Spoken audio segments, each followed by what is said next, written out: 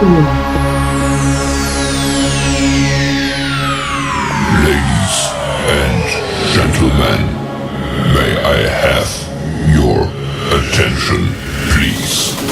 The show starts in 10, 9, 8, 7, 6, 5, 4, 3, 2, 1, go. Yes, sir. Yes, sir. Welcome back to the Cool Reviews where black men speak out. Hey, we got a hell of a show lined up for you tonight. We got Jason the Barber in the house. We got Willow in the house, and we finna Whitlow. get this thing cracking, man. What's What's good, man? What going y'all got on? going What's on? going on? What's going on, gentlemen? Gentlemen. It's your boy Jason from JasonLWest.com. Old white low just over there doing his thing. Yeah, shit, man. And we got the topics for tonight: toxic family members. Oh What wow. RFK farms for black children? Okay. And the black church. Oh, we gonna get in trouble with that one. Yeah. Talk Whew. about the black church, Yeah, buddy. man. So shoot, man. We can really get right into it. Let's go. Toxic Let's go. toxic family Oh, look members, who man. look who look who popping in and out. I know. I don't know why. You're Tim. Yeah, Yeah. same. I don't know why You're he pop Tim. He in got and out. issues with his. Yeah, he got issues with his what's called. Yeah, cause it's trying. Mhm. But yeah, what was the what position what are we talking about when we talk about toxic family members? Because that's the first one on the list. I don't know, Woo. man. Play one of them videos. It gets us. Yeah, let's Take go. us out. Okay. Uh, hold on. Okay, let me switch it over. So you can tell me which one is actually about the toxic family members. Because you sent me a few. Uh,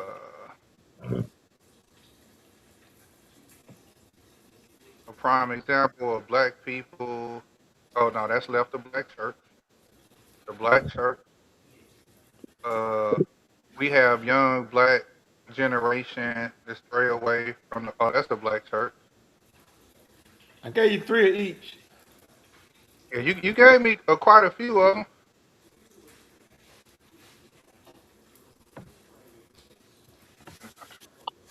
Let me check my other one.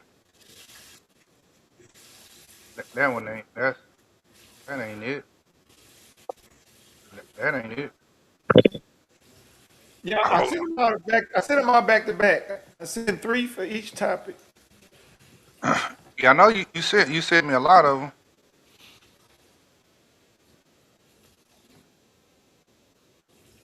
Okay, high school, RFK, German chocolate, Roderick Cole. Let's see. You sent what is this right here? You're a tether to begin with. This is a. Oh no, that's not it. Lil Wayne, Black Lives Matter. No, that ain't it. Nah, no, I was gonna hit that at a different time. Did y'all hear about the law that was proposed last year in Ohio? Now, this law was proposed No, in that ain't it. February. I don't see nothing about no family stuff. Let me show you. Yeah, I don't see where you sent me. I thought I sent you 3 of each. Let me It see. say why the younger black generation stray away from the church. You sent me like a 3 for the church.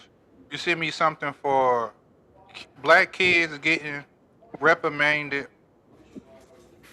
Then yeah, JFK or RFK. Something about some German chocolate, Hold and on. then Roderick Cole. Okay. Oh, you Roger Cole. That's one of the toxic family members. Okay, the Roderick Cole one. Okay, Yeah, that's one of them. okay. Let me pull that up. Okay, hold on 1 second. That's over on Facebook. And the German chocolate one of them too. Okay. Okay, look like I only got two for that subject. Okay. I see you. And I got two RFL, my bad. I got two for that subject and two for RFK. And then I got three for the church. They all writing it back to back. In that Toxic order. family members are poisonous and a problem in many people's relationships. So, for example, if you have a spouse that you build a family with, as an example, and you decided to build that family with this individual spouse who did not come up in your family, if you have siblings and, your parents, and they didn't come up in that culture, they didn't come up within that family, and your family has a generational practice of using you when you have something and taking from you and it becomes your norm, you're not going to understand how that's going to affect your marriage in the future. You're not going to understand how that's going to affect your peace of mind in the future. And some people are so conditioned to help their family because they believe this cliche saying, blood is thicker than water. And they got to understand, when you have kids and you decide to get with somebody, especially if it's a good thing, you're going to risk that and put it in jeopardy because you keep giving money to people who keep asking you. You keep being a yes person to people in your family who keep asking you. And the minute you say no, now all of a sudden they turn on you. They get upset with you. Now they tell you how they really feel about you. So it makes it feel like they're using you to get what they want. The minute you hold them accountable, now all of a sudden you become the bad guy. So everything you've done for them goes away for the one time you tell them no to protect your family and peace of mind that you built. And so many people struggle with this because the reality is your family is toxic. Ask yourself this question. Whoever your family member is that's doing this, would you be friends with them if they weren't your family? Since you believe blood is thicker than water, if you're not blood, would you be friends with that kind of person? So many of you are quick to go tell the world on social media that you're going to cut off toxicity and toxic people and you're going to invest in your peace of mind and love yourself first. But when it comes to your family, you can't apply that. And your family, actually the ones are the ones who hurt the most. Most strangers aren't going to do that kind of damage to you because they don't have that kind of access to you. They're actually going to be more cool.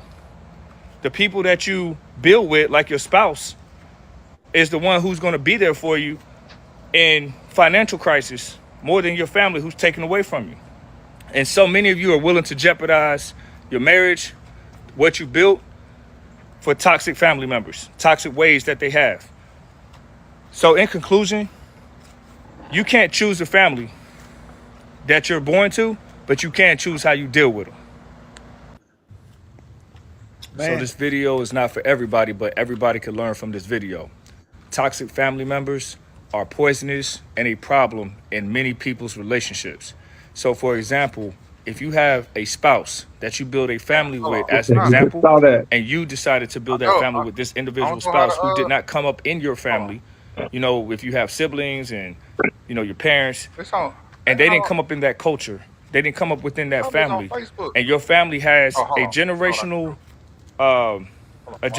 practice of using you when you have something and taking from you and it becomes your norm, you're not going to understand how that's going to affect your marriage in the future. You're not going to understand how that's going to affect you. All right, y'all. Everybody hit the like button coming in. Don't cost you nothing. Just hit the like button. Participating in your family's dysfunction, you suddenly become the villain for some reason. Now you bougie. Now you think you better than everybody else. Now you change.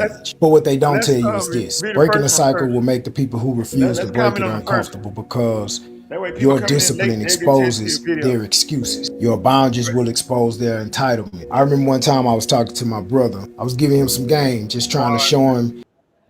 There you go. All right. Hey, y'all can comment in the comments, and y'all ever had situations like this? Toxic family members?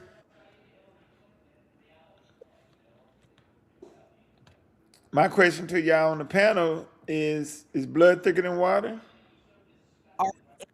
Yeah, yeah. Yeah, blood is thicker than water. So what does that mean? Blood of the cloth is thicker than water from the womb. Blood of the what? Blood of the cloth is thicker than water from the womb. Oh, oh, you hit that, man. Y'all get that? Y'all feel free to comment in the comments.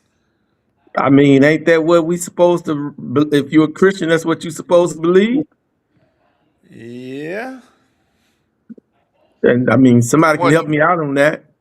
yeah. I ain't never heard it like that, but yeah, that's a whole different type of blood. The So blood of yeah, Jesus? Huh? You said the blood of Jesus? Yeah, he said the blood of the covenant. Yeah. Anybody have had some toxic family members? Yeah. man, yeah. Woo. And you gotta you have to learn how to say no. You better. And it don't matter. It don't matter how much you say yes. It don't matter how much you go Yeah, out of your way to do what you do. It don't none of that matter. They're consistently going to see you as this, you know.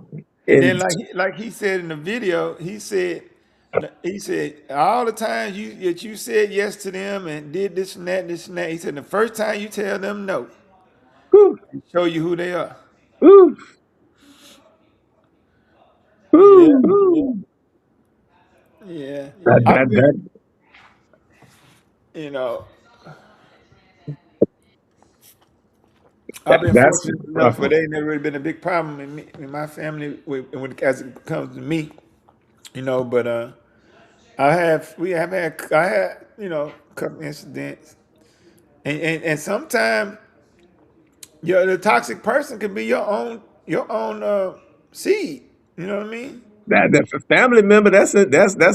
Yeah. Yeah, your family member. And like he Damn, said, your kid? yeah, it could be your own kid, man. Damn. So sometimes they could be the worst ones for you. And it's like he said, it's the ones that got the most access to you. Like he said in that video, he says usually them because they the ones that got most access to you. And you can be doing everything you can to be productive in helping them in their success and their goals and their achievements. But all the time, no matter you're doing all of these things or putting all of those things in place to help them, they're never gonna see that. Right. And it could be And clear as why day. do you think that is though? Do you think there's like a envy or jealousy with these family members that they hold? It's envy. Is I think that's the biggest part of it is envy and jealousy. And a lot of times, not all the time, those family members are missing something. Yeah. There's something that's absent there that you are obtaining, and I'm not even speaking from a monetary standpoint, especially if it's monetary. But I'm not only speaking from a monetary standpoint. If it's something that you're obtaining that they just are lacking in those areas, and they hold you accountable for their lack, and they project that lack on you.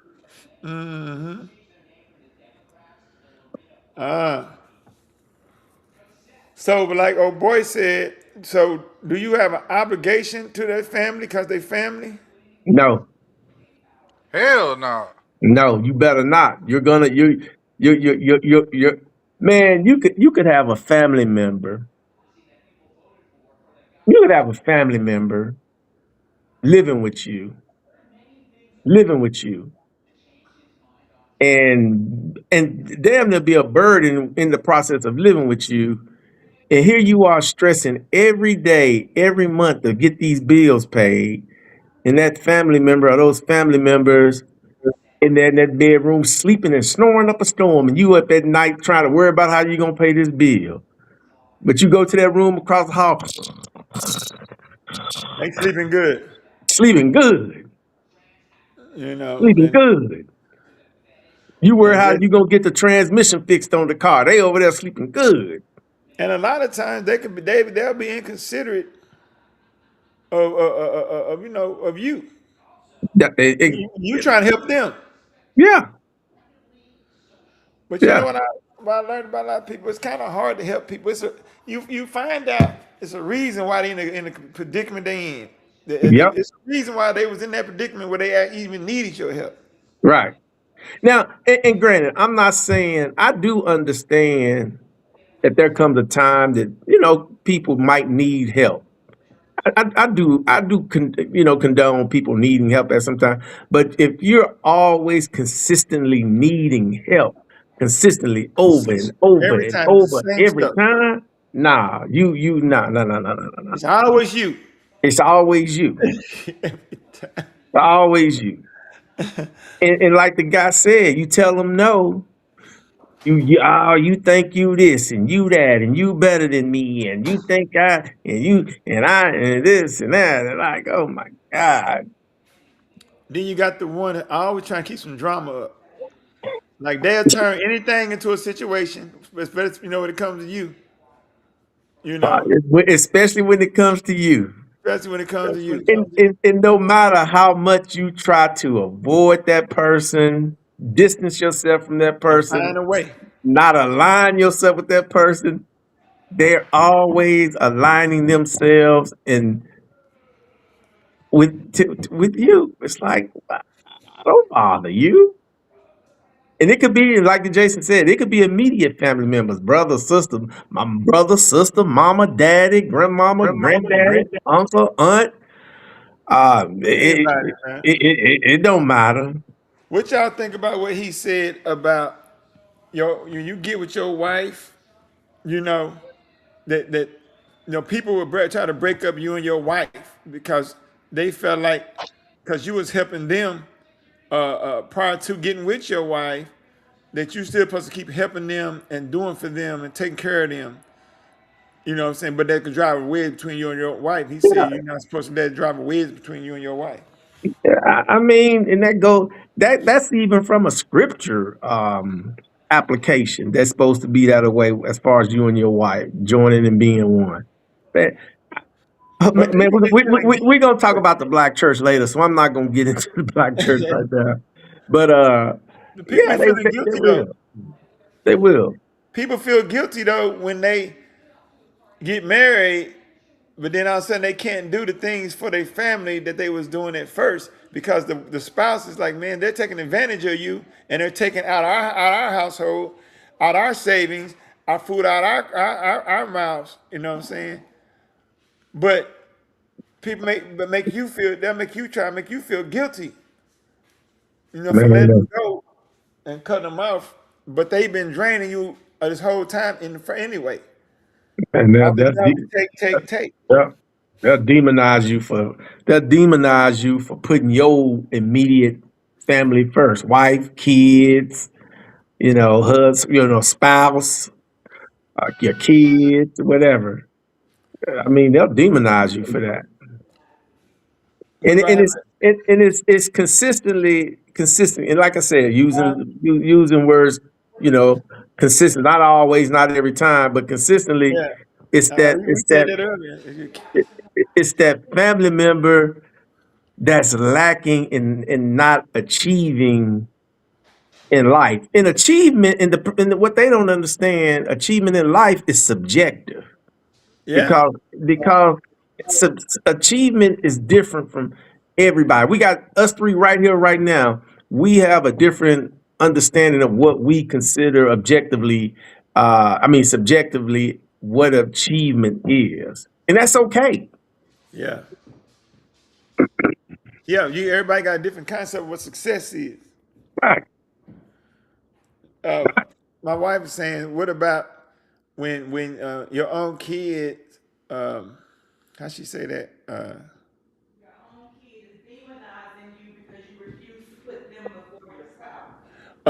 She said your own kid demonizing you because you refuse to put them before your Yeah, spouse. yeah, yeah. So in other words, it's like in a stepkid situation. Yeah, I mean, they'll try to sabotage your marriage. Oh no, you ain't talking about the stepkid. Okay. I'm talking Oh, about kids. Period. yeah. I'm You talking say about even your biological kids. I'm talking about your kids. Period. However you want to label them, they Right. will try to sabotage the happiness and growth and development of your marriage. Yeah. Even if your marriage is in a cycle of not being as fruitful in those moments, they'll take advantage of those moments and whew, Yeah. and try They're gonna to abuse that sabotage. situation. They'll drive that wedge to you. They don't care. And some people don't care if they break you and your spouse up. Y'all end up. They don't care if they cause y'all to just fall all the way out. All the way out. And people and all they think about they don't care. You They just know think about what they how they feel or what they got going on. that And, that that that family member, boy, that poisonous, toxic family member, boy, and what the thing is, they'll spread that poison to other family members and oh man. and try to Yeah. contaminate relationships that the Right. family have. They do because uh like they want to try to make other people have a problem with you because you didn't put some distance between you and them. Yep, So they try to build a whole team up against you. yep, yep. They'll try to contaminate relationships you have within your family with other family members. Cool reviews. Play the other one with Okay. what's his name? All right.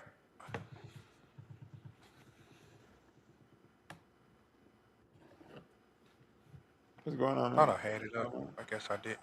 There we go. Okay. Their entitlement. I remember one time I was talking to my brother. I was giving him some game, just trying to show him I'm gonna send you a link. that child who breaks the family cycle typically becomes the villain.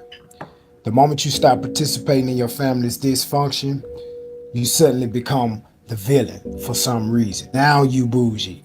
Now you think you better than everybody else. Now you change. But what they don't tell you is this. Breaking the cycle will make the people who refuse to break it uncomfortable because your discipline exposes their excuses. Your boundaries will expose their entitlement. I remember one time I was talking to my brother. I was giving him some game, just trying to show him that he could move a little smarter in life. He said, "You still Lil Rod," trying to remind me of who I used to be, trying to pull me back down to the version of me that he was comfortable with. Because when you evolve, some people in your own family feel like you're abandoning the old version of yourself. Then I heard from another sibling that my own mother be calling me bougie because I don't live the way we used to live, because I set boundaries, because I refuse to participate in the chaos and the drama. And here's another thing people don't talk about. Family will always ask you for favors when they feel like you got it. They're gonna ask for money, they're gonna ask to live at your place, they're gonna ask for help. But the moment you tell them no, that's when they're gonna tell you how they really feel about you. That's when the name calling start. That's when the disrespect come out. That's when you find out they never respected your boundaries in the first place. See, breaking toxic family cycles is lonely because the people who benefit from the cycle are the same people that's gonna get mad when you stop participating in it. They want to access the old version of you. When you're operating outside of that, you can clearly see the toxicity and all the drama that goes on. If you're the one in your family that's trying to do better, trying to think better, trying to live different, don't be surprised when they call you bougie. Don't be surprised when they say you change. You're supposed to change. And to be real, sometimes the only way to break a generational cycle is to become a villain in the story that they tell about you. That child who breaks the family cycle typically becomes the villain. I'm old school. I'm old school. I'm old school. You know, my daddy brought me up with whoopings, and I still believe in whoopings. I still believe that the child should be, and always respect the mother and the father, but they don't. They don't, especially the dads. Especially the dads. On Mother's Day, moms get everything in the world. Father's Day, they want you to cook for them. You know? You know? But Jason be on me all the time about, oh, you mistreat your kids. I don't mistreat my kids. I'm just serious. I'm just serious with my kids. That's all. Hey man, you can't cut your kids off, man. I Ain't tell nobody my kids, cut no kids off, man. I just let them know, don't show up here with no problems, or you ain't got no place to live after you done had 2 or 3 kids, bring them to my house, and you know what? Hey, you're welcome to visit, but you got to go. At the end of the night when I'm going to bed, you got to go. How they feel about that though? They don't like it, but hey, they're all adults. Let me tell you something. I was a father at 13 years old. damn.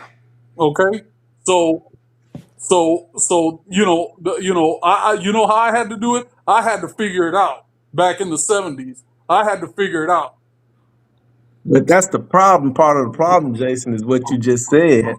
How do they feel about it? What does that matter? Yeah. Really, Hey, I you know mean, what? really. As long But a lot of as men struggle with as that long though. as A lot of parents struggle yeah, with that, but you men know and what women. though? You know what though? I grew up with a father that didn't care. At least I care about mine. At least I care about mine. My father didn't care if I was out on the street. I was out there gangbanging. I was out there, selling drugs at 12, 13, 14, 15, all the way till I went to prison. All Okay, the way till I hold on. went to prison. Hold on. Now that you said that, okay, now in this video, he said something profound. He said that he got a sibling that every chance he get, he remind him of who he used to be. You see what I'm saying? Yeah. And this is how they would do. You know what I mean? And something similar happened to me here recently. You know, I had a relative text me about something that happened 35 years ago, and and confronted me about it,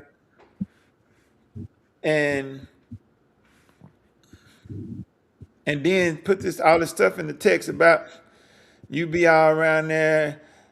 You supposed to be this big community guy, and um,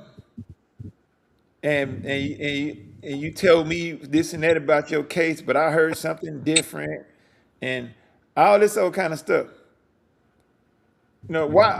Why I can't be great 35 years later? You see what I'm saying? You are, But that's just the but thing like he said, they want remind you about blacks and of who you Hispanics. used to be. We don't cheer other people on.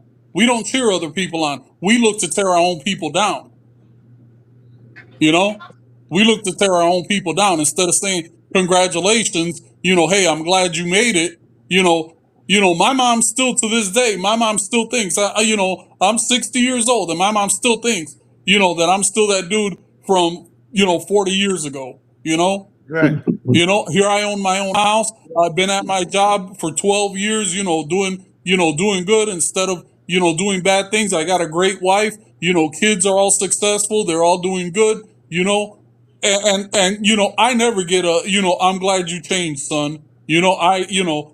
I'm still that same guy. I'm still that same Right. guy from Yeah, I 40 think years ago. I think the difference between men and women, though, honestly, because I listen to women have bigger egos than men. Men are taught from childhood to check their egos, but women, the reason why they get so much praise because they demand it. They walk around with it on their chest. I did this. I did that. I got this. I got that. I deserve this. I deserve that. Men don't do that. We're told to But be humble, that's entitlement.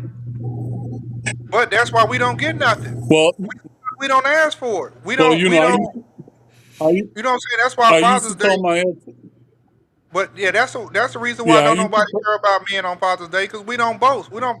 Hey, I do this. I do this. I tell my daughters all the time. Hey, I did this. I did that. If it wasn't for me, I do it all the time. and I take all my credit. One thing I do not want is what I see happen to most men. When when they get all they praise and admiration is the day they can never hear it. I want mine now. It's funny because you said that because we got a guy in my barbershop named Victor, man. He always say that every time Father's Day about to come around, birthday, he said, I'm putting my request in. I want all of mine because they sure gonna do theirs, He be having in there rolling, boy. Hell I, yeah, I ain't playing, Jason. I want all of mine. all That's of what it. you reminded me of. Yep. Yeah. I mean, but yeah, those toxic family members, man, you just have to identify them and let it be what it is. And most of the time, No, you know what you got to do. You got to just cut them off. you're right. You just got to cut them off. Right. You gotta, and what it, and that's, and if that, you can't see them from other than nothing but what they are. It's toxic and poison. Exactly. And like you said, if Exactly. cutting them off is necessary, if they don't want to conform to success and happiness and progression, hey man, I got to get rid of you like a disease, like a disease, like the plague. I got to get rid of you Yep. because That's they what I told your brother. they will form alliances within the family, whether it be your spouse, whether it be your children, whether it be your mother, the mother that you both have, the father that you both have together, and they will try everything in their power to contaminate that relationship and be so disingenuous to what you have going on, and don't let you do something where you stumble or you fall somewhere in the process of life. Oh man, they're gonna see what I tell you. See. Yeah, it's like they Well, was waiting on yeah, you. No, yeah. you know what It's they're like gonna do? They're gonna come and put their foot on your neck. exactly. That's what they're Hey, gonna that's do. messed up. So That's what you they're should. gonna do. Exactly. The last conversation I had with my older brother, same mother, same father, raised in the house. I told him I don't want to ever know nothing about you. You're a thief. You be taken from my mother. You be taken from everybody around you. He got some stents put in his heart. Jason knows a little bit about my history. I had open heart surgery. I had a kidney transplant. Jason, didn't I just have my knee replaced? Yep. And I still work. All he had was some stent put in his heart, and he hasn't worked in 20 years. But he's good to go to my mom, who don't got no money, who doesn't live by herself, and every time he takes her somewhere, he charges her $20 for gas. Dang. And he charges it. That sounds like a toxic family member. He Right? charges her $20 for gas. He always needs some gas money. You remember back in the day, in the 80s, somebody want to go somewhere. Hey man, I need gas money. Right. I don't know about here, but in Chicago, if you wanted to go somewhere, you better have some gas money if you didn't have a car. Dang. Even if the driver was going to the same spot you were, he was still going to charge you gas money. And that's my brother. Dang. Wait a minute. My boy said, "Why y'all talking about my family like that?"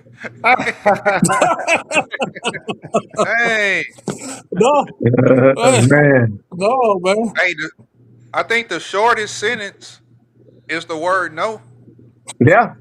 But it's Right. the hardest thing. It's the hardest thing to say. Especially the Yeah. But you family. know what? My mom didn't used to have no problem saying no to me. That's My hard. brother got 8 kids. My brother got 8 kids from 4 different baby mamas, and she's always given him, or always used to give him money, to feed the babies, to do this, to do that. I took care of mine. I used to hustle. I used to sell drugs. I used to sell whatever I had to do to take care of mine. And then when I had to go to jail, then all of a sudden, the mom, my daughter's mother, my ex-wife, oh, he's a bastard. He's this, he's that. What happened to that $10,000 that I left in the house that the police never found? Oh, that. If I'm a bastard, Right. what happened to that? That should still been waiting on you, huh? What happened to that? What happened when you tried to take me to child support court and get more money after I got out of prison, and the judge told you, you're crazy. This guy is taking care of his daughter. This guy is taking care of his daughter. And it was a female judge. And she told her, you ought to be ashamed of yourself. He's working 3 jobs. He's working 3 jobs. And he got burned out of his apartment because the building where I lived caught on fire. And you still want him to give you, $200-300 a week in child support? She said no. She said no. She said $80 a month. Damn. Yeah, they don't care, man. $80 a month. Yeah. I seen one girl try to take Well, her baby daddy back for more money, and they reduced his child support. 'Cause he was already paying too much. yeah. Well, I mean, it was a lot of years in prison, and I figured I had a lot to make up for. But when I told her, hey, I can only afford to give you maybe $50 or $100 a week until I get back on my feet, she goes, no, I want my money. And I had to correct her. I said, that ain't none of your money. That's my daughter's money. What do you Right. mean your money? Because that's how she's seen So I it. just started. Right. So I just started giving her $50 a week, and then all of a sudden, 2 weeks later, I was in child support court. So she went from getting $200 a month to getting $80. She went from getting $200 a week, not a month, a week. I had 3 jobs. One to support myself, the other 2 to support my daughter. Because they were all minimum wage jobs. Damn, bro. Man, I saw a dude. He did a video about that where his baby mom took him back to child support court.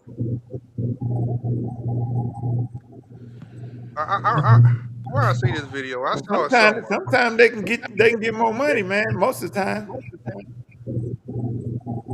Yeah, but you know what? The one thing that I agree that Jason always says, because I got to go to bed, because I got to. The one thing that Jason always says that I agree with is that men got to get up and become men, and get their manhood back, instead of bowing down and kowtowing to ex-wives or the wives right now.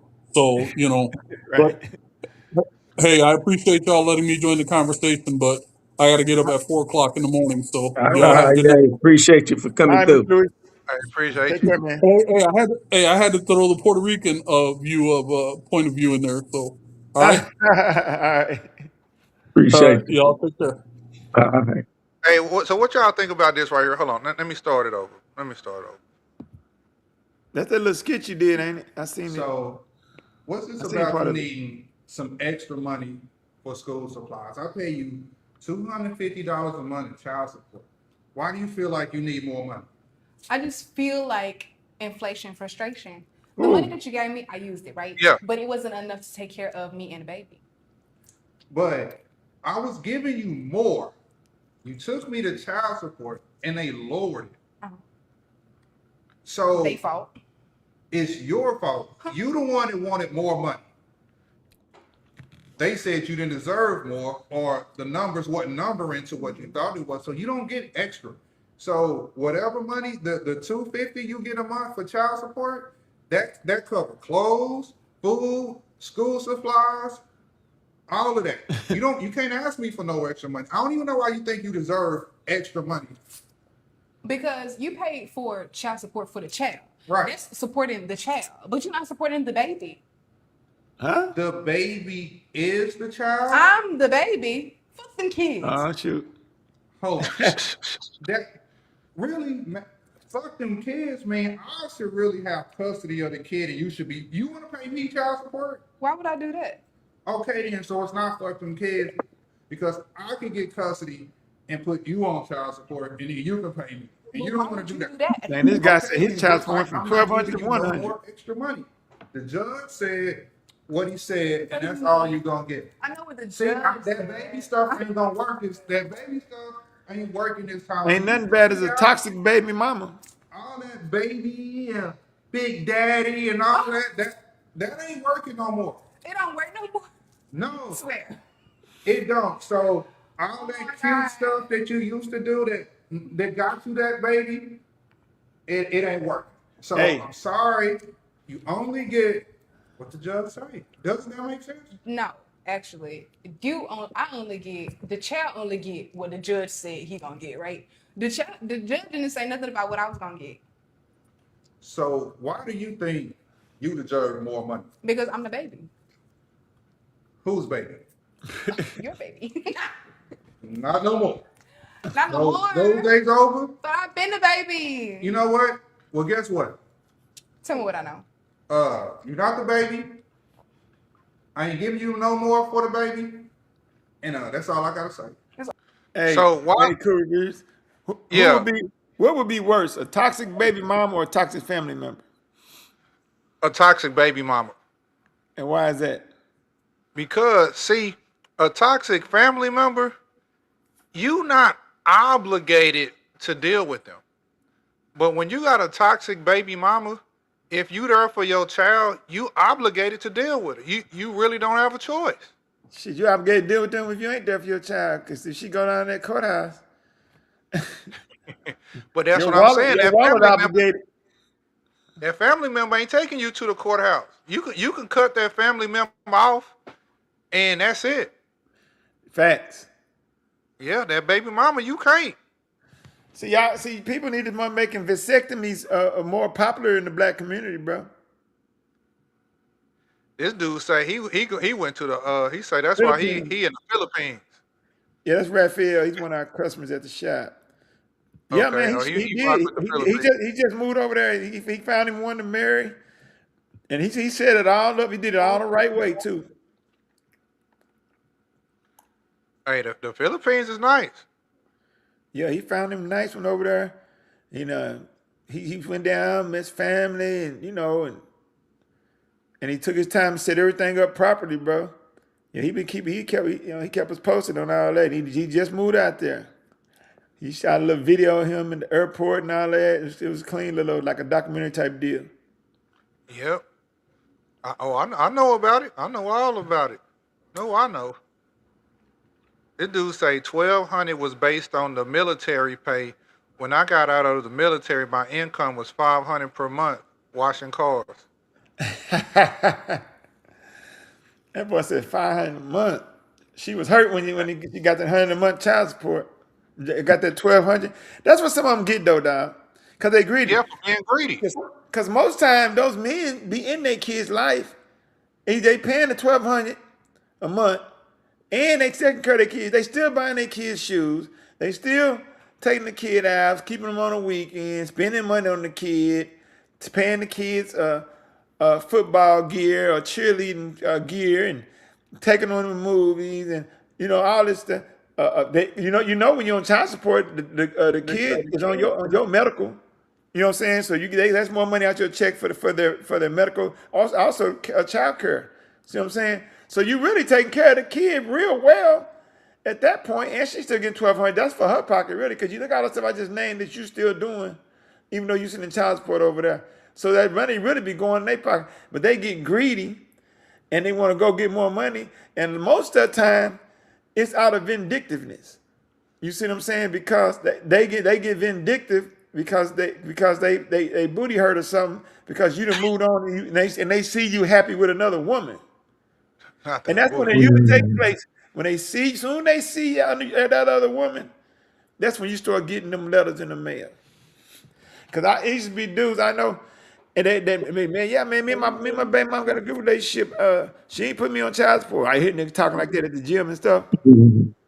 And I said, all right, man. I said, yeah, but the first time she seen you with a new woman with a smile on your face, watch, you gonna get that child support letter in the mail. Every time, it never failed. I heard dudes say, man, me and my baby mom was getting along real good, bro. We was co-parenting good and everything. And for some reason, out of nowhere, she went down there and put me on child support. I said, nah. I said, it wasn't out of nowhere. I said, think back. I said, right around that time, did you get a new girlfriend and that you was happy with and all that? He's like, you know what I did? I said, that's what it was. That's what it was. Yeah. That toxic family members are. Got you thinking about some stuff, huh, Sean? They rough. He said they rough. They rough, man, and you gotta cut them. You better cut them off. And Hey, like I said, blood of the cloth is thicker than water from the womb. hey, yo, guys, if y'all in the chat, y'all can make sure y'all hit the like button and make sure y'all comment what y'all think about toxic family members. Is it how hard is it to cut them off? Bam. Is They drop blood thicker terrible. than water? And Sean said he talked about another type of blood and another type of water. And in that situation, he said blood of the covenant is thicker than water of the womb. Woo! He hit that mud. Every day. So, and I always tell people from a Christianity standpoint, when and where was the first murder committed? Yeah. And who did it? Family member killed another family member. Okay, but old boy asked, Cole said something on that video. He said, what you usually have to do, no, was it him or the other guy? One of them said, what you usually have to do is ask yourself, if this wasn't my family member, if this person wasn't my family member, would I associate with them? Yeah, that part. That's a good question. And 9 I times think out of 10, you everybody should probably ask wouldn't. themselves that. Everybody should ask themselves that. If this person was not my family member, would I even associate with this person? And that ought to tell you, the answer to that ought to tell you if you need to cut that person off or not. All right, reviews, what was the next topic? So we're going to close that one and All right. yeah. So we're going to go to the next one, man. We're going to talk about the black church. Woo-hoo. Oh, boy. Oh man, we might not get off of that one. I'm just thinking that we probably want to hit that RFK first. Yeah. We might want to hit that black church thing for the curtain call. Cause woo, Pull this that's video gonna up. tip us over into a ooh.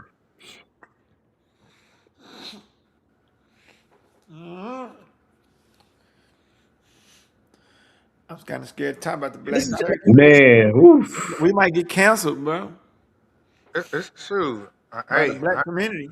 Oof. man, I'm like a old school TV show. I stay canceled.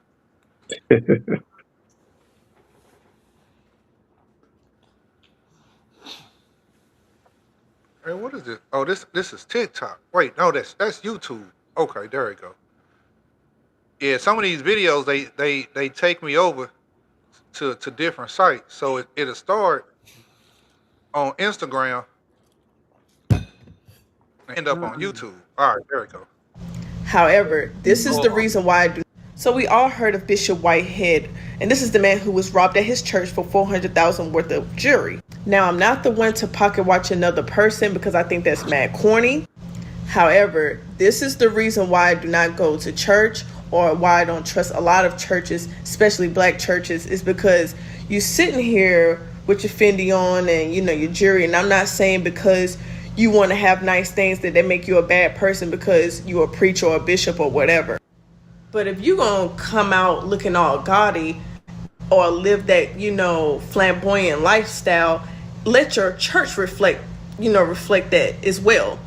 Don't be all laced out, which I feel like, why are you having on all that jewelry in Brooklyn in the hood? Because normally black churches are in the hood or in that area. And that's why I believe, especially him being in the streets or, really a scammer, not a hustler, a scammer, So we all heard of Bishop Whitehead, and this is the man who was robbed at his church for $400,000 worth of jewelry. Now, I'm not the one to pocket watch another person because I think that's mad corny. I'm the video this for that. is the We don't reason even need to look at no video. We don't even need to look at no video Hold on the up. black church. I can go there. Hold on. You don't need to play no video on the black church. Did that guy get robbed? That's like three or 4 years old. That happened like 3 or 4 Confrontation years during ago. a Sunday sermon in Brooklyn landed 2 people behind bars, including a bishop who argues he was protecting his family. CBS 2's Jenna D'Angelo spoke with both people involved and has the video from Canarsie. We gonna pause right here. Yeah, that's During a old. live That's stream 3, Sunday 4 service years at Leaders old. of Tomorrow International Ministries, Bishop Lamore Miller Whitehead appears to get disrupted. You wanna come preach? You wanna come preach? You wanna come preach? Come on up here. Come on up here. The bishop says it all started when two women came into the You're church mid-sermon. offending. One of my ministers told them that you cannot You been on? record. You can't record. You're offended. And they began to make a scene. Police say when a man, woman just was pause. asked Stop to this, stop man. recording and leave, she began to Yeah, antagonize yeah, I the can't take bishop this. And it's and old. approach It's him like on 4 years stage. old. It's They like take 5 years pictures. old. They want to be on social. Yeah, it's like 5 years video old. That happened. I think he's been convicted. He's in jail right now, whatever. But you know what? Since we might get put off on this black church thing, because I'm finna go off on this. First of all, I don't even blame them people right here. This guy, whoever he is, Dr. Bishop, Apostle. Oh yeah, I remember this. Yeah, that's old. Dr. Bishop, Apostle, Prophet, whatever. You know, they got about 30 titles. They all have. I don't even blame them no more. I blame the people. I blame the people who sit around and follow this nonsense, because it's absolute nonsense, who follow this nonsense. And for you to allow to sit up and listen to somebody just the way he's dressed is enough to tell you what he's about. Wait a minute, what's wrong with the man of God having nice things? Ain't nothing wrong with the man of having. Ain't nothing wrong with any man having nice things. So what's the problem? The problem is when you wearing $3,000, $4,000 suits in the hood. First of all, you're in the hood. You know, and it's nonsense. This is nonsense. This is nonsense. What I'm seeing with a lot of these clergymen, especially since the subject matter is the black church. The black church is what now pause that. Don't interrupt me right now. Pause all of that. I don't need to see none of them clowns. I don't need to see none of them clowns. I done seen all of it. Every one of them, that video is like 6, 7 years old. That ain't nothing new. That's old too. I done seen all these clowns. Oh, this is gonna be the Shine Show right here. The problem with the black church, so don't nobody come in here telling me about what they doing in the white church, the Hispanic church. The subject matter is the black church. So that's what we're talking about, the black church. So let me just clear that. What I know, this is what I know, these crooks, scammers, con artists, is they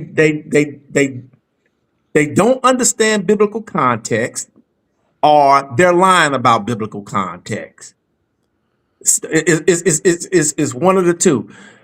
And people have got to stop validating these clowns like TD Jakes. Right now, you know, Wells Fargo is one of the biggest crooks in the banking industry.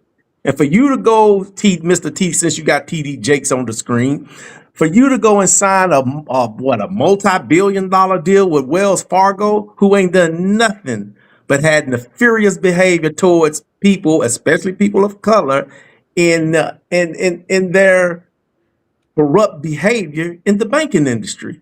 Why would you all follow a man that would align himself up with this known criminal organization? Wells Fargo. The housing market, it was part of the housing market bailout with a lot of other banks. They one of the major contributors to police brutality bonds. And yet people here who listening tonight, go look up police brutality bonds and look at Wells Fargo affiliation with police brutality bonds, along with TD Jakes aligning with Wells Fargo. So these black churches are horrible.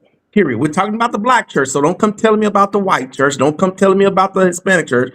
The conversation and topic is the black church. You can't generalize like that. I know you're trolling right now, and that's okay. I know you're trolling right now. Did you grow up in a black church? Wait a minute. Did you grow up in a black church? Absolutely. Okay. Was your black church like that? Absolutely not.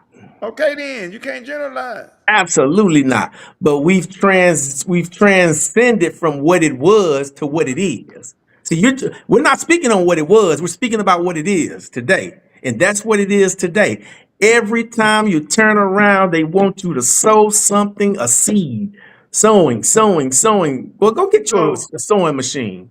so your church that you grew up in, if you go back there right now and to the congregation visit, they didn't switched over and they one of these kind of churches now, or they still, It's quite possibly so.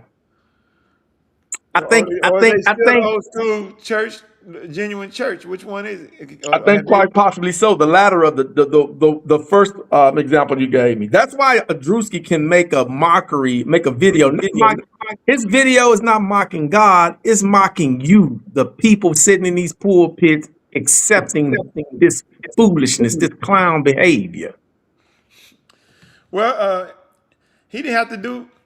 He didn't have to do no creating. He didn't have to be creative to do that. I don't have to be creative. All you got to do is go sit somewhere Sunday morning, and there Get it all is. this content. And that's all his content. And it ain't like he's being he's embellishing the story. The content he's creating, is a an exact mirror image of what's being produced and shown. But they say he was mocking God. No, he's not. That's ignorance to think that he was mocking God. You're ignorant. That's sign. And ignorance is okay. Well, it's either one or two things. It's ignorance or stupidity. And ignorance is okay because we're all ignorant to something. But stupidity is just something, something different. So, well, for those who think he was mocking God, I'm here to tell you tonight, no, he wasn't. He was mocking you. Hey, y'all hit the like button. He was mocking you. And I think a lot of these religious leaders are they out of context with they're out of context with the scriptures they're reading, or they're ignorant, or that they don't know the scripture they're reading, or they're lying flat out. What did he say in the comment right there? I can't lie He with said, the I can't lie. I went to TD Jakes once a year ago. No, he said once years ago. He or the church asked me for $500 on my first day there. I raised my one finger and walked out. Hey, I've what? been to TD Jakes church before, and they didn't ask me for no money. Hey, what do y'all think about preachers like this? These transgender black preachers. That's a man, and he a preacher. Well, they need their preachers too, right? They say they Christians too, right? Don't God forbid that stuff in the Bible? That's a preacher right there with they got a BBL and be preaching dressed like a woman. Well, it ain't. I can't say nothing about the LGBT community because I don't want to get the channel shut down. Yeah, that's.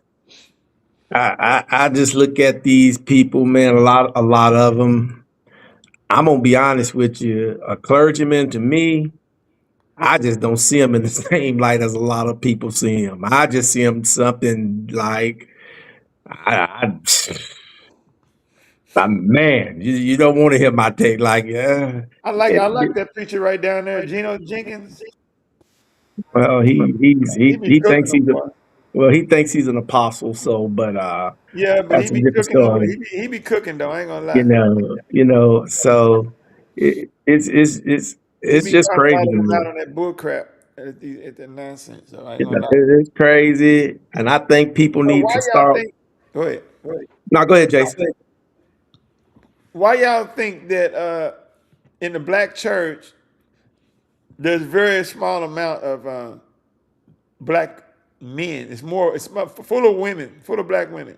Because they're not men. Where are the men? Men are not as susceptible to the nonsense. and you know, we're more when you start trying to take a man's money is where we draw the line. That's Is what where they the red talk about right here. that's where the red flag comes up. When you start trying to tell me I got to give you $100, $200, even $5. When you start doing that, that's where the men draw the line. And I think the women have more of an emotional attachment to being led from a spiritual perspective and being misled from a spiritual perspective than a man does. I know, I mean, I know that money is a big one for the men, but I think the biggest one for the men is how they exalt a man in front of everybody. yeah, Yeah. How they want to give him the big piece of chicken when he come over there for right. some Sunday dinner, and men, we not with that. Now, nigga, I still get the big piece of chicken. And You see what I'm saying? right. You Yeah, make you at my house. You know what I'm saying? you're right, Jason. You'll exalt that clergyman above your own spouse, your own husband. You'll put and some women will have a problem with their husband speaking against that pastor, that religious leader. They, you know, like, well, Bishop, Dr. Apostle, Prophet Johnson said, I don't give a dang what Bishop Johnson, Bishop, Apostle, Dr. Pastor, you know, they got about 30 titles.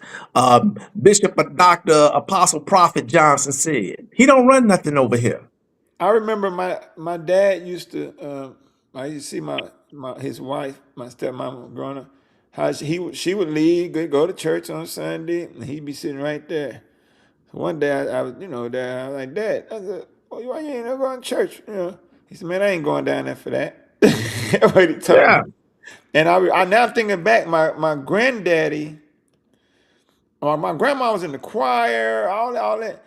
And my granddaddy, I noticed, looking back on it, he would like go to church like on holidays. That's it. He wouldn't go down there every Sunday. Thinking back on it, you know what I'm saying?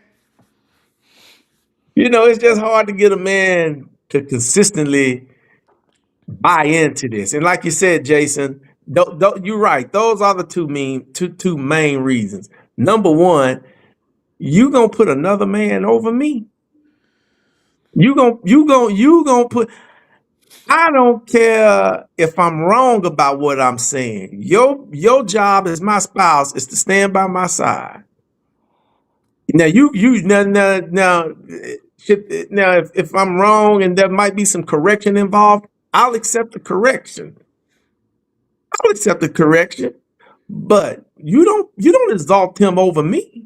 Right. That's number one. And then number two, when you keep telling me about giving some money to this, I'm being politically correct on this channel right now. I really do. I really am. You really want to get in them preachers behind? Yeah, I really am. I say this consistently all the time. The three biggest unethical professions in America, the big three, I don't care where you go, these are the three biggest unethical professions in America. A politician, because they write the laws, they write the rules, and they write all the laws that are govern us in America. A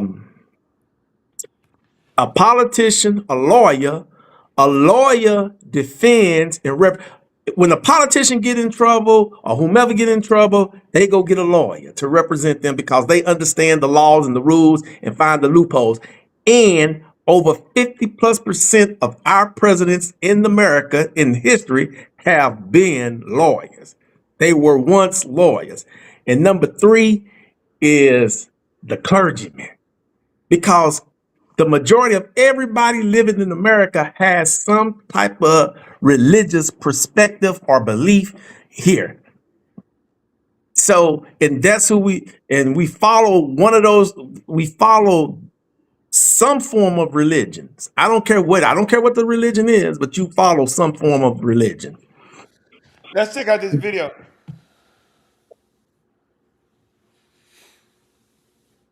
That's the thing too about it. It don't is- even be.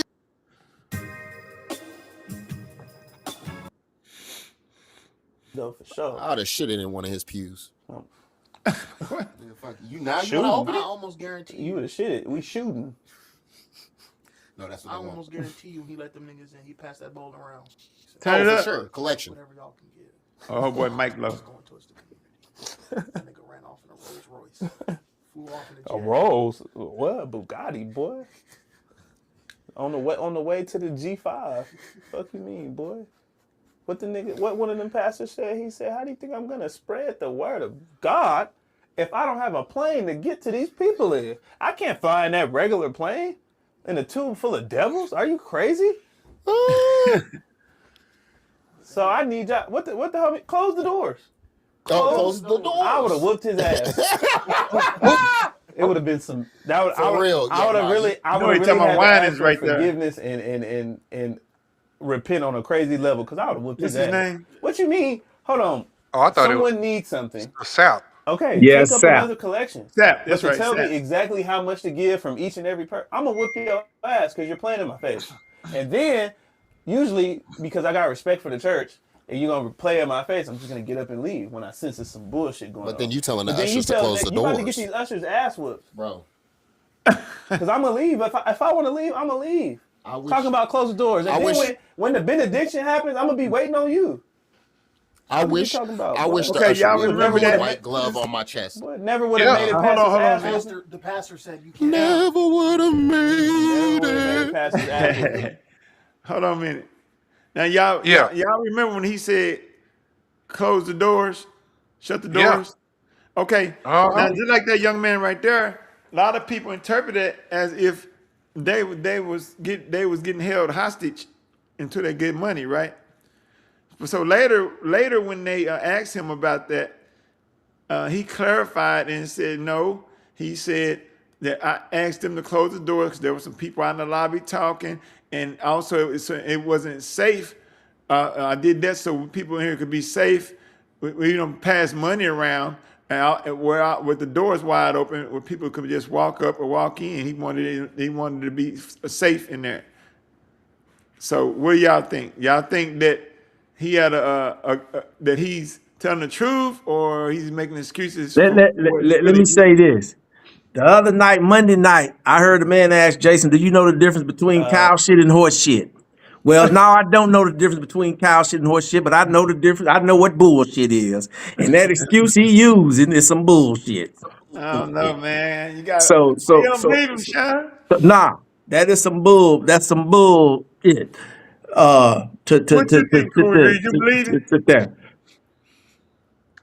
Hey, nah, I think shoot, he said lock the doors. Yeah, he was trying to protect the people because you never know who could have ran up in there and tried to rob them. That's what he said. Jeremy yeah, Monroe said that he think he's telling the truth. Well, Jeremy Monroe. Well, believe on, Jeremy. Believe on. It's a possibility he could have been telling the truth, man. Man, I that ain't no strike possibility. me- That ain't no possibility.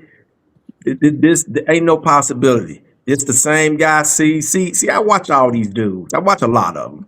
And let me tell you something. This is the same dude who sat there and let Jamal Bryant get in front of his church and say Jesus was 85% out of order of what God wanted him to do. Did y'all hear what I just said? This man sit there and let Jamal Bryant get up in his church, and he was sitting there and say Jesus was 85% out of order of what God wanted him to do. Yeah, I remember that. So I mean, what? When are people gonna stop accepting this BS, this bull stuff? Because I recognize, I like I said, I know what bullshit look like. I know exactly what it looked like. So when are people gonna stop accepting this? Well, I said that because I wanted the people to be protected and the door to be locked when they're giving that. Okay, man. All right. Well, Jeremy said that I deal with money in the church, and we have to keep it safe because people will steal in the church. We just seen somebody get robbed live in the middle of a sermon, bro. And that's fine That's if why people. that would it do make sense for them to say like And, after we just watched that dude get robbed and made the preacher lay down face down and right there live in the middle of church. Then Jeremy and them got a point and Sap got a point. that pastor you looking at doing stuff outside the church too now. Let see you can't only you got to look at what they doing outside the church. But we just saying what people willing to do that they would do though. Well, I mean that's always possible. That's always anything is possible. Somebody anything's possible. It's possible that a clergyman can get a woman pregnant in the church too. But they ain't stopping women. They ain't stopping women from going to the church. The theological truth said, Jeremy, if y'all stop collecting money in the church, y'all wouldn't have to worry. Ooh wee. Wait a minute. Now, the church takes money to operate. So, it's just not rational to think that you can't collect no money at church now. We gotta be reasonable about this. So what does that look like? So at what point, what's the cutoff point as to what reasonable donations, solicitation for money for the church, as to when does it cross over to excessive? When does it cross over to it? Go ahead, Cool. It takes money. Well, the thing is, the church do take money. And a lot of churches have a board, and you can actually see how much money is coming into the church. But when you see that the pastor is living in excess, and you can see where they're not giving anything back to the church, the congregation, the community, then I think that's a problem. I think really honestly before the pastor is taking money in excess, because a lot of pastors do take a salary, and when you look at the job of a pastor, it is a real job. Like my dad's a pastor, and it's a real job. It's a lot of time that he put into people's job. Yeah, so it's cool to take a salary. I think the problem is when the preacher is in the access. And honestly, if you got any character or love for your congregation, you not driving up in the middle of South Dallas in a Rolls-Royce Phantom, but your whole congregation is hungry. And then you asking, hey, if you love the Lord, give your last $500 when you know them people behind on their bills. And I think that's the problem. A lot of these, but I will say, for some reason in the black community, because my dad always been a righteous pastor, always done everything the right way. But one thing I noticed, my dad's church, I feel, never got huge because he never sold out on God. He never sold out God. Black people are like children, especially black women. They're like children. They want the big, shiny things. They want to be in the crowd. They want the big, shiny things. And that's what a lot of these preachers understand. In order to attract and keep that black woman in the church, he got to shine. He got to look. What's the difference between a pastor and a pimp? They drive the same cars. They wear the same clothes.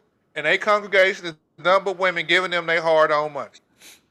If you don't do that, your church will not grow. So that's why true, right there. Yeah, I have witnessed that. If you don't do all that stuff, extra stuff, your church won't grow, man. Nah, you got to be fake. What you mean when you say people have itching ears for the lie? They don't want the truth. Right, and that's what I was getting ready to say. Your Good church law. will your church will grow based on conformity. And the Bible clearly speaks about you don't be conformed to the world. So yeah, your church will grow because that's the popular thing. That's the more hip thing. That's the more, thing to do. The draw the line for me is when you make it an obligation to give this money. When you tell me my salvation will change if I don't do this.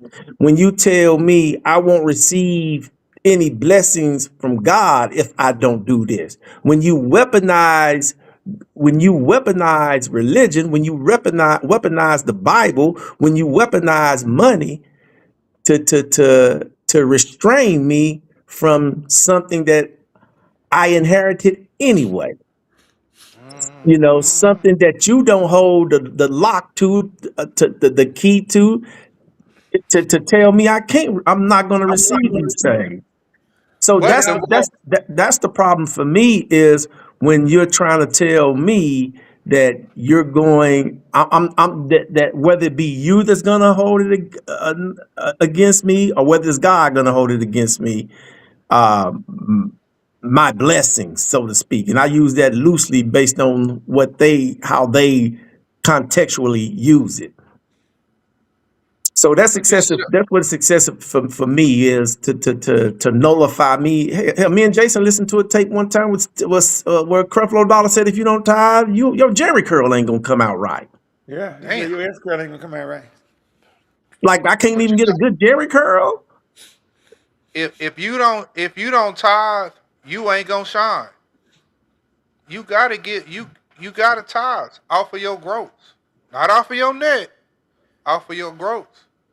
Before Okay, but all look, these bills, but yeah. see, they don't ask for just the tithes. They ask for love offering, Seed sowing. tithes and offerings. You got the regular tithes and offerings. That's two different things. Money right there. Tithes is 10% of your gross income, not your net. They usually clarify that. Oh yeah. Right, which is not supported by the scripture, but they make sure because that's one of the number one questions they got in the church. Should I tithe off my gross or my net? Well, and so what you think the preacher gonna say? Gross. Off the gross. You know why? And then we know what the explanation for that is. What do they say? How do they justify saying gross? Because that's how much you made before you paid Caesar or before you paid the government. They said because you gave Caesar his off the gross. Yeah. So And then they'll how say, you gonna well, get Caesar his off the gross? You don't get God his off the gross. And that goes back to what I said earlier. They contextually place in scripture explanations to people. Because when you and I'm not going to get into no Bible study here, but that's they use that scripture so grossly wrong. Knowingly, some knowingly use it wrong, and some unknowingly use it wrong. So we're not going to I'm not going to get into no Bible study on how and why they're using it wrong, but it's wrong. But if you notice that the Bible doesn't answer that question. It doesn't directly. They wouldn't accept the answer. Put it like that. But that direct question is not answered in the Bible.